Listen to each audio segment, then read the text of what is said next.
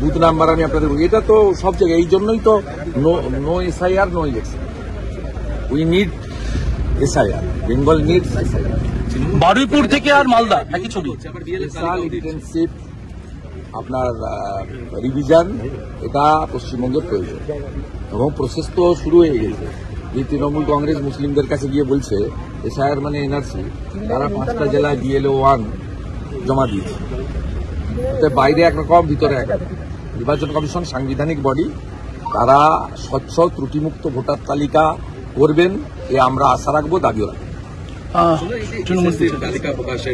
একটা বোগাস তালিকা। মমতা বন্দ্যোপাধ্যায় এই জটিলতাটাকে কন্টিনিউ করতে চান। 1803 জনের নাম প্রকাশ করেছে, এটা অসম্পূর্ণ তালিকা। আমি আপনাকে বলছি, এসআইআর যেমন আমি বলি যে 4 দফার নাম থাকবে না, বারে বারে বলি, ভবিষ্যতেও বলবো বাকিদের নাম থাকবে, কোনো চিন্তার কারণ নেই। এক্ষেত্রেও এই যে তালিকার ক্ষেত্রে মানে সুপ্রিম কোর্ট, ডিভিশন বেঞ্চ এবং এর আগে অভিজিৎ গাঙ্গুলির যে অর্ডার, এতে কিন্তু 4 জনের নাম তারা অযোগ্য। তারা যারা ওয়েভার টেম্পারিং হয়েছে তারা 1 নম্বর, একদম ক্রিস্টাল ক্লিয়ার।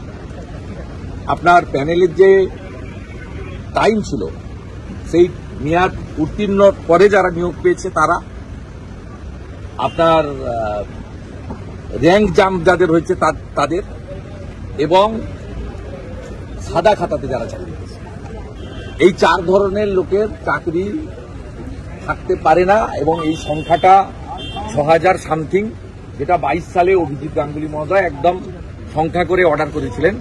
পরবর্তীকালে ডিভিশন বেঞ্চ এই অর্ডার কন্টিনিউ করেছে, সুপ্রিম কোর্ট ওদেরই টেন্টেড বলেছে। এটা তো একটা দিক গেল। অন্যদিকে স্বাধীনতার পরে কোথাও হয়নি, এমনকি ত্রিপুরায় যে বাম সরকারের 10,000 সামথিং প্রাইমারি গেছিল, সেখানেও কিন্তু সরকার তাদের অযোগ্য স্বীকার করেনি। এখানে অন রেকর্ড 1803 জনের চাকরি অবৈধভাবে মমতা ব্যানার্জি সরকার দিয়েছে, স্বীকার করার মধ্য দিয়ে প্রমাণিত হলো এই সরকার, যারা সংবিধানকে সামনে রেখে অন্তর্ভুক্তির শপথ নিয়েছে, তারা এই ধরনের বেআইনি কাজ করেছে এবং এটা সম্পূর্ণভাবে কোনো নির্বাচিত সরকার করতে পারে না। এবং তাদের যে ব্যুরোক্রেসি এই কাজে সহযোগিতা করেছে, তা মারাত্মক। আমি কথা দিতে পারি, সিপিএম এর ভুলের জন্য মন্ত্রিসভা ছাড় পেয়েছে। সিপিএম যখন স্কুল সার্ভিস কমিশনের আইন তৈরি করে একটা জায়গা লিখে রেখে দিয়েছিল, সেই জায়গাতে পরিষ্কার ছিল যে অ্যাডিশনাল পোস্ট ক্রিয়েট করতে পারে ক্যাবিনেট, যেটা ডিভিশন বেঞ্চ সিবিআইকে দিয়েছিল অর্ডার করতে, অভিজিৎ গাঙ্গুলি মহোদয়ের অর্ডারকে আপহোল্ড করে। সেটা সুপ্রিম কোর্টে গিয়ে এরা মুক্তি পেল কেন? 1996-এ এসএসসির যে সিপিএম এইটা করে গেছে, সিপিএম জানতো যে আমরা আরো 50 বছর 100 বছর থাকবো, নাতিরাও মুখ্যমন্ত্রী মন্ত্রী হবে। সিপিএম জানতো না যে ওরা চলে যাবে। সেই জন্য সিপিএম 96 সালে স্কুল সার্ভিস কমিশনের রুলে রেখে গেছিল যে অতিরিক্ত শূন্যপদ ক্রিয়েট করতে পারবে ক্যাবিনেট। সেই কারণে মমতা ব্যানার্জি সহ তার পুরো ক্যাবিনেট তারা বাইরে আছে, যারা 2022 সালে 5ই মে অবৈধভাবে 5800 পোস্ট ক্রিয়েট করেছিল, যেটা তদানীন্তন গভর্নর, এখন x vice president Jagdeep Dhankhar আটকে দিয়েছিল। যেটা আমি বারে বারে ডকুমেন্ট হিসেবে দেখি। আমি পশ্চিমবাংলার বেকার যুবক যুবতীদের কাছে কথা দিতে পারি, ভারতীয় জনতা পার্টির বিরোধী দলনেতা হিসেবে, এই যে 1803 অ্যাডমিটেড বেআইনি লোককে চাকরি দিয়েছে, বিজেপিকে সরকারে আপনারা আনুন। আমরা স্পেসিফিক সরকারে এলে এফআইআর করে মন্ত্রী আমলা যারা এই বেআইনি লোকদেরকে অ্যাপয়েন্ট করেছে তাদের বিরুদ্ধে আমরা কঠিনতম ব্যবস্থা নেব। বিজেপিকে আপনারা এপ্রিল মাস 2026-এ সরকার আনেন। আমি কমিট করছি 8 মাসের জন্য, আপনারা 8 মাস পরে দেখে নেবেন, কথা কাজের মধ্যে মিলিয়ে নেবেন।